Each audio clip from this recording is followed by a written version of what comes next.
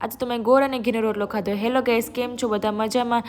અમારી સ્કૂલમાં આજે શ્લોક સ્પર્ધા હતી અને એ પણ નાના છોકરાઓની. અને નાના છોકરાઓને શ્લોક આવે એટલે કેટલું કહેવાય. ઘરે આવી ગઈ હતી ત્યારબાદ મમ્મીએ બતાવ્યું કે જો જાદુ બતાવો. ત્યારબાદ વાઈફાઈવાળા આવી ગયા હતા તો સરખું કરાવ્યું. મારો ભાઈ આવી ગયો તો સ્કૂલેથી ભણીને, અને મમ્મીએ આજે સ્પેશિયલ બનાવી હતી લાપસી. તો બધાને ભાવે તો બધાએ ખાધી. અને પછી મારા ભાઈને આપી દીધું એક ગિફ્ટ એના મમ્મીએ, કે તારા માટે સ્વેટર આવ્યું છે. તો એને સ્વેટર આવીને ખુશ થઈ ગયો.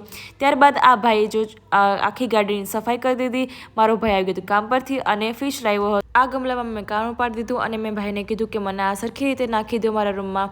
તો એ ખરાબ હતું એ જવા દીધું અને સારું લઈ લીધું.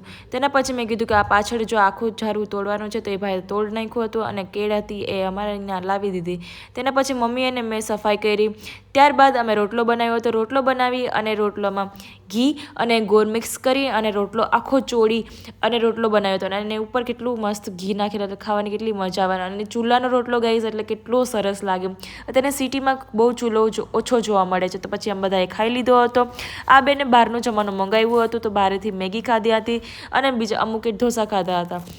એ લોકોને દરરોજ બહારનું જ જોઈએ. અને રૂમમાં લાઇટ લગાવવાની હતી તો આ ભાઈ લાઇટ લગાવવા માટે આવી ગયા. Thank you for watching. Bye bye.